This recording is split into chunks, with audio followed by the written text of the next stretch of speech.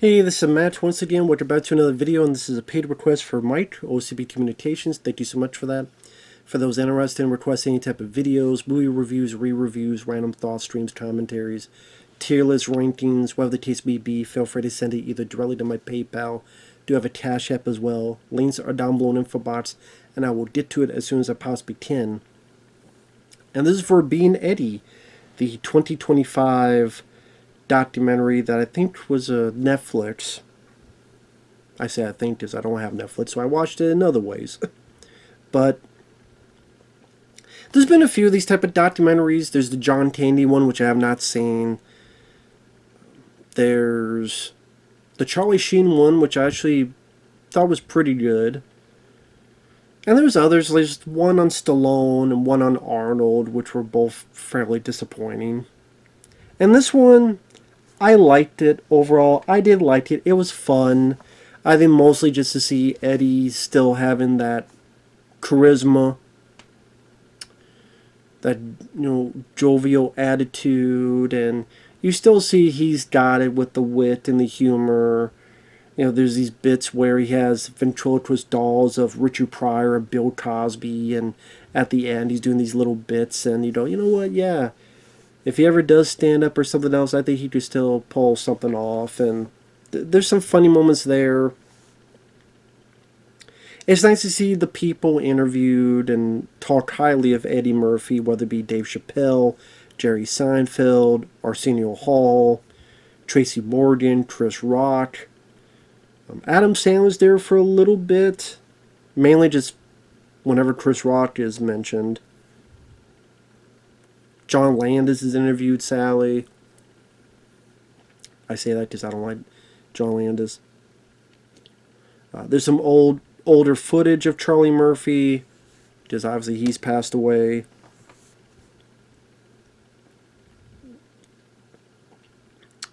And I would say overall I was entertained by this. I did like it. I am an Eddie Murphy fan. I love a lot of his movies. The Golden Child will always be my favorite, but I love Beverly Hills Cop 1 and 2. 48 Hours. I like another 48 Hours. I even like films a la Showtime. And Metro, I think, is underrated. And a lot of other stuff. And I mean, it's cool to see a lot of the old footage of his older stand-up before Raw and Delirious. And you briefly see, for example, behind-the-scenes snippets of Harlem Nights. I'm not a fan of the movie much, but I see a little bit behind the scenes there. And you tell that there's a lot of people that you'll definitely respect Eddie.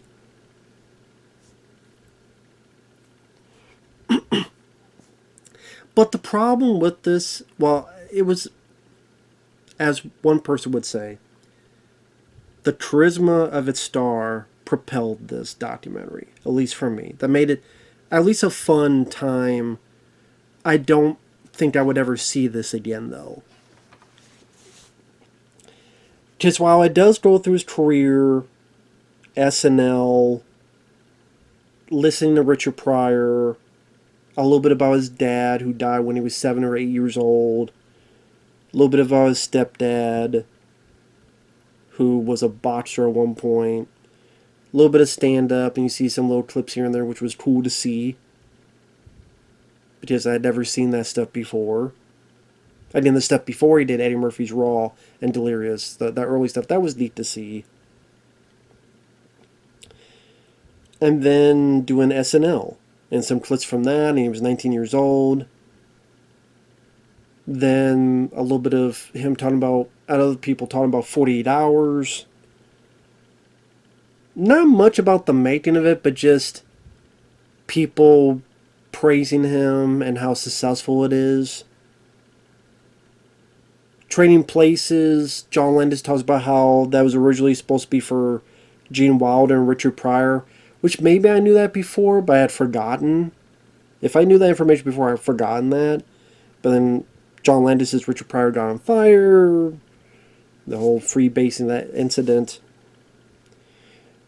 It was cool to see this little interview snippet from like Johnny Carson or something. I forget which interview But Richard Pryor saying he was praising Trading Places and he thought it was funny. So I think it was a bit too funny. So I thought that was cool because I'd never seen that before.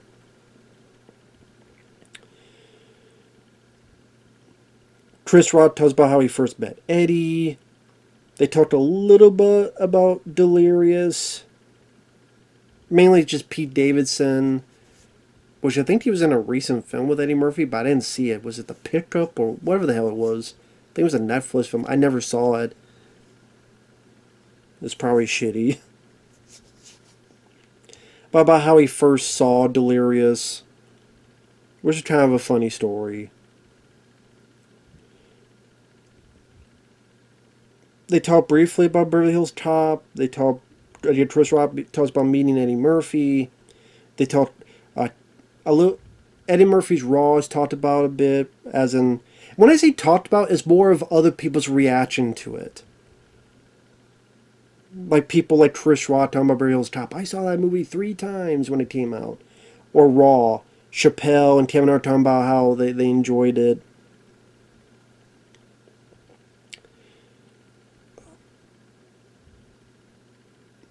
They briefly mention Coming to America, Harlem Nights, Boomerang, Night Professor, briefly Bowfinger, Dreamgirls, Norbit.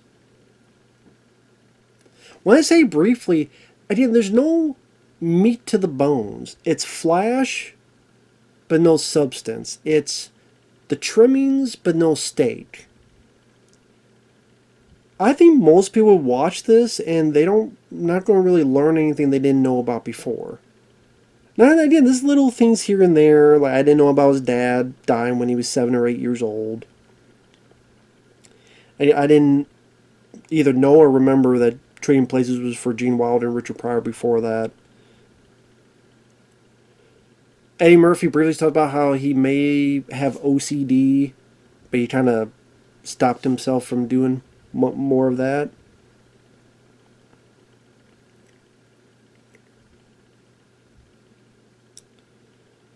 But I mean, you have a guy that, as they make a point, he didn't really self-destruct like a lot of people did. A lot of people who are either no longer with us, and because he didn't really delve into drugs, he didn't really delve into drinking. His career has had ups and downs, but so has pretty much every movie star. Has had hits and flops.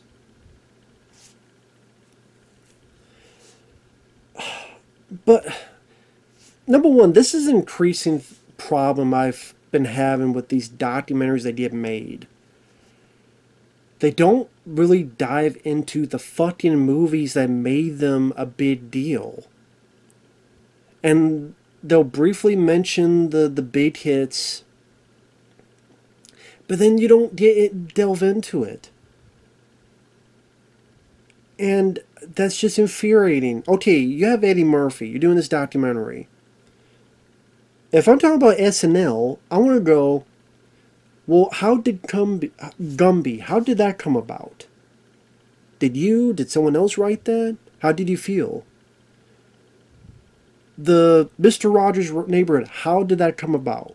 You come up with the idea, so how did that come about? The skit where you dress up as a white guy. Now you get people like reacting, oh, that was so cool. But Eddie, ask him, how did you come up with that? If someone else did, how did that come about? What was your reaction, instant reactions from people at that time? How did you come up with these skits? How did you come up with this? How was the process of SNL? Were there good times? Were there bad times? Good days, bad days. How is it that no one mentions one fucking time Joe Piscopo? And you don't even interview Joe Piscopo. If you could have talked to anybody who knew Eddie during SNL, it'd be fucking Joe Piscopo. Which I believe they're still friends, at least Joe Piscopo says, and I've seen at least one picture where it was like Eddie and Dave Chappelle and Chris Rock and Tracy Morgan, and then there's Joe Piscopo right next to Eddie Murphy. I think it's a more recent picture. You tell me you're trying to ask Joe, because if you look up SNL Eddie Murphy right now, 9 times out of 10, you'll find videos that's him and Joe Piscopo. Obviously, the Mr. Rogers Neighborhood and the bit where he dressed up as a white guy. Okay, no, Joe Piscopo. But with when Eddie was Stevie Wonder, Joe Piscopo was what, Frank Sinatra, and there's the Carl Lewis segment, which is a pretty funny bit. There's a lot of them. That's the two of them. Eddie Murphy has no thoughts on Joe Piscopo. How is Joe Piscopo? You worked with him a lot. Why can't we know about that? Why don't we ask about that? Or I didn't ask Joe Piscopo. Why? I mean, Pete Davidson. Oh, because a lot of these guys did shit with Netflix, maybe? I don't know. I mean, just like Adam Sandler, he's done a lot of stuff with Netflix. Chris Rock, he worked with Adam Sandler on a Netflix movie or two. Was it the one where their daughters or their kids are getting married? I forget what it's called. But I mean, Dave Chappelle had Netflix specials. I don't understand that. Like SNL, who's the guy that could talk about Eddie Murphy? Joe Piscopo. But no, we don't do that. Why? I don't fucking know. Eddie, how do you feel about working with Joe Piscopo? You worked with him a lot. Seemed like you two were a team for a while. 48 Hours. How was it working with Nick Nolte? How was it working on your first film? How was the transition from TV to film? What did you learn from doing a film that's different from TV and that's the same as TV? How was it working with Walter Hill? How much was on the script? How much was improv? When you're in the bar, how much of that was on the page? How much of that was you? Anything. Talk about anything in the fucking film. Same with Trading Places. How was it working with Dan Aykroyd? And I'm surprised they didn't interview Dan Aykroyd. How was it working with Dan Aykroyd? How was it doing this film? How about the relationship between you and John? And that's another thing. There's not a lot of dirt in this documentary. I mean, he kind of makes fun of Vampire in Brooklyn for a little bit. Just saying, man, from SNL to now I'm have fans trying to bite Angela Bassett. I don't know if it's working here. Or early on, for all you actors, don't ever play a rocket ship. Which is a little dig at Meet Dave. But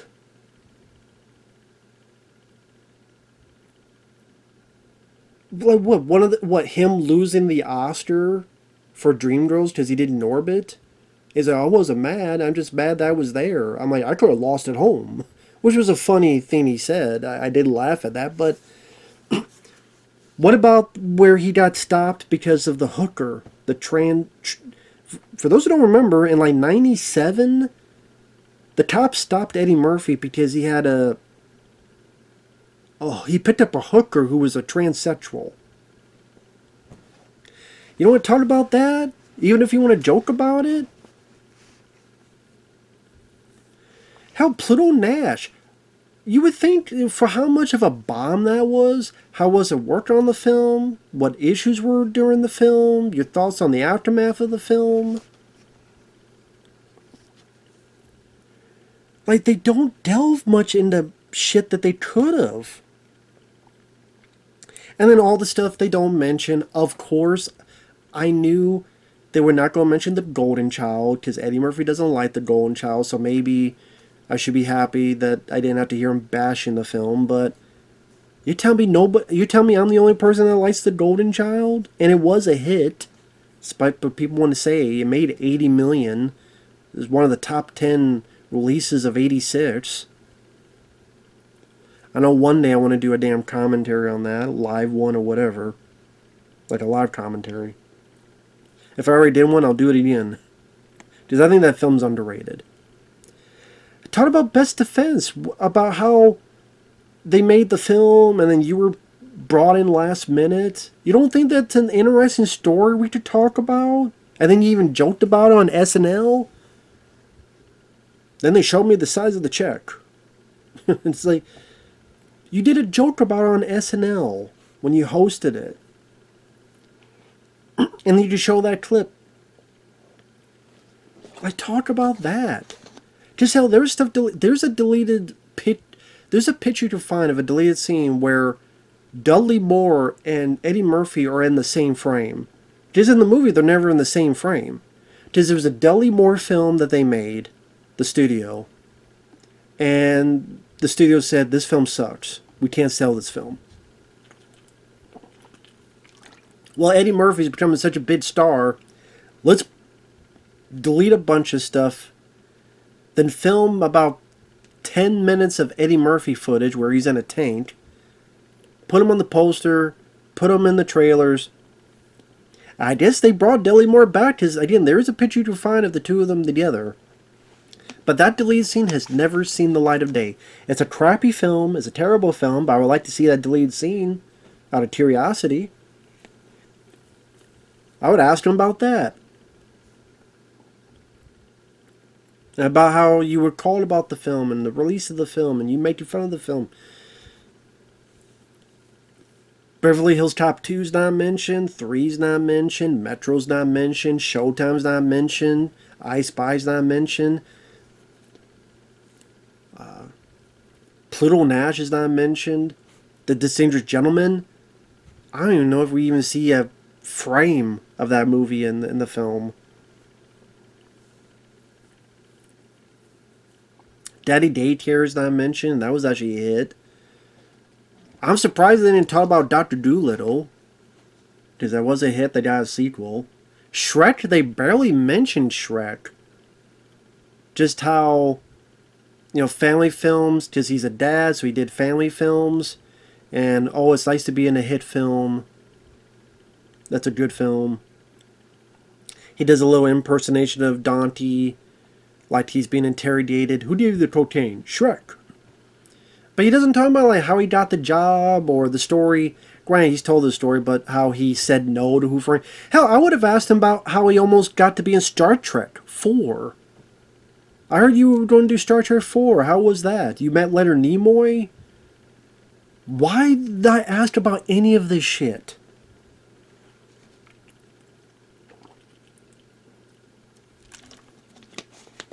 But no, we gotta dive into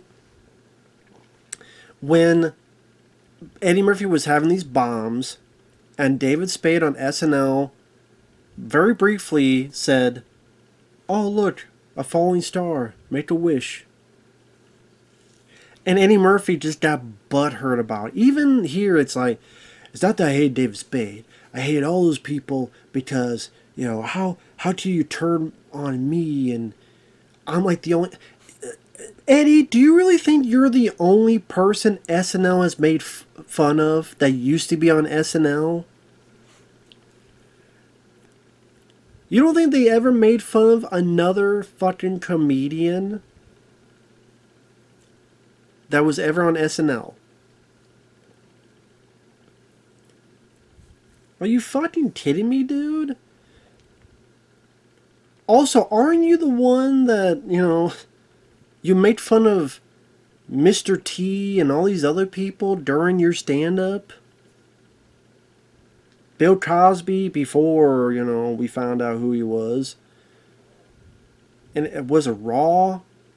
How he said, you do that flying filth and flying filth. I said, I didn't say flying filth, so fuck you.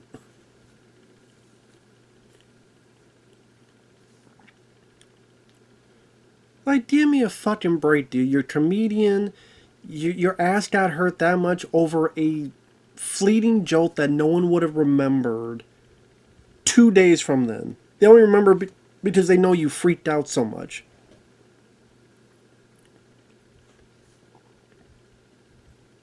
Give me a fucking break.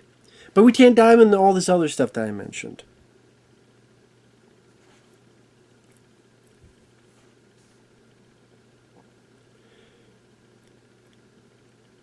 They talked a little bit about the SNL when he came back and how the moment where it's him, Chris Rock, Tracy Morgan, Dave Chappelle, and Kenan Thompson on stage. They really go into the race stuff a lot during this, which got old quick. Where, Eddie's like, I paved the way for Denzel Washington and all these other guys, and well, this was because no black person was. You know what? That may be true, so I can understand that. My thought is, when I watched Eddie Murphy when I was a kid, and the reason I became a fan of him was not because, oh, that's a cool black guy. It's because, oh, I think he's a really funny, talented, charismatic guy. And I didn't even give a shit what his race was. He could be black, white, Asian, Puerto Rican, Hawaiian, aluminum, pontification, prefontaine, or fucking xenomorph.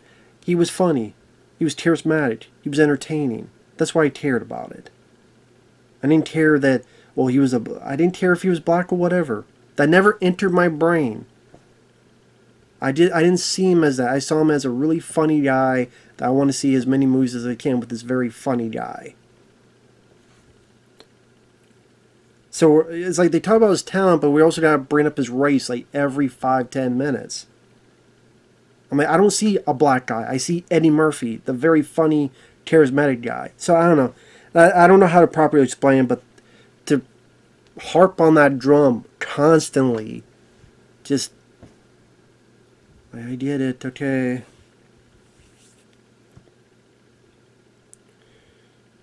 Why does it bother you? Because I'm like, that's almost like minimalizing. It's like he's just a funny guy. Like, we shouldn't even be talking about race. It's just he's a funny, talented motherfucker. That was a success for that reason, but anyway. That's just me, though. So I know it's becoming more a rant, but I do like it. I did like it overall. It's just, because it was funny. It was cool to see all the little footage from back in the day when he's like signing autographs and what during his hype of fame, and him liking the show Ridiculousness, which is funny. It got canceled recently, and him having fond memories of Richard Pryor. The bit where he talked about Red Fox, how he had to pay to bury him. Buckwheat, he had to buy him a tombstone because a lot of these folks would be penniless, and it's like, man, all these people dying. How come like no one's providing for them? Where's their families? So he did it. I think Rick James as well. You can really feel that he misses his brother Charlie Murphy, which is understandable. Very talented guy, and you can really feel again that he misses him.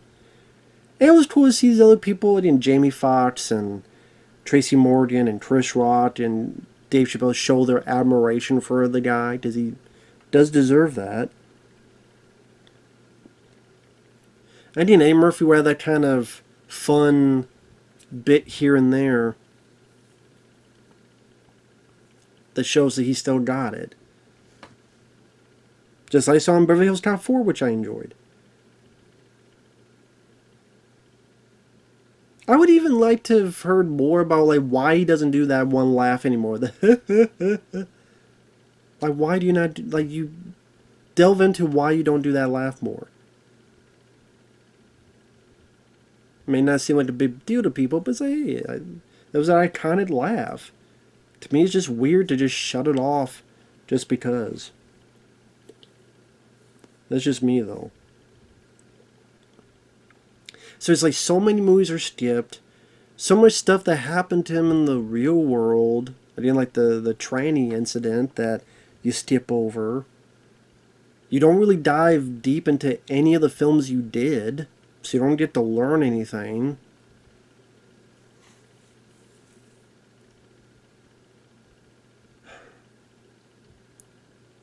Again, it's a lot of flash, but very little sizzle. It was fun to watch Eddie and see how he is nowadays, and again the footage from back in the day. And it goes at a good pace. I wasn't bored or anything. And then the little bits he does where he talks about, you know, maybe I'll do stand up, maybe not, which he said multiple. He even brings that up.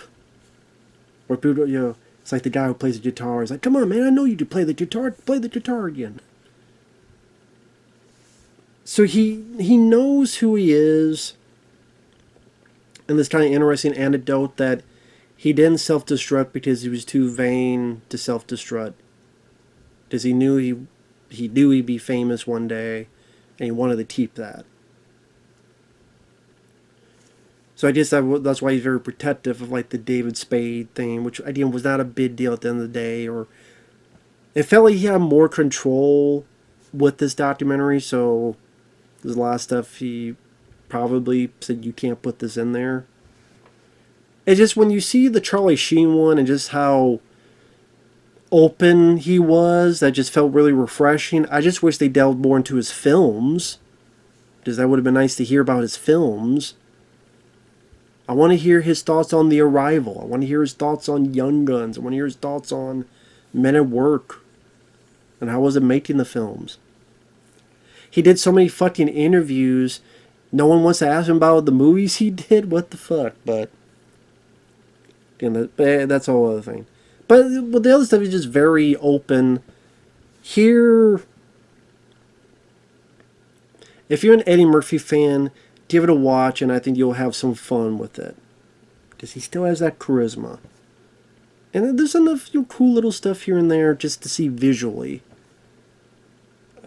But most of the stuff you already know, and there's so much they glossed over. It's infuriating. And it's like, why? Why? Pluto Nash. It'd be fun to hear him talk about Pluto Nash, the beginnings, the middles, and the ends of that movie. That experience. Oh, it'd be cool to hear him talk about Metro. Which I know my friend Fabio said he liked that film, but I could not find the interview where he said he liked Metro. I can't find it. But he obviously didn't say in this. So that's the infuriating thing about it. So take that for you will. So I liked it, but there was a lot left to be desired. In fact, that'll probably be the look I'll try out for the thumbnail. So with that said, thanks for watching, take care, and we'll see you in the next video. Bye-bye for now.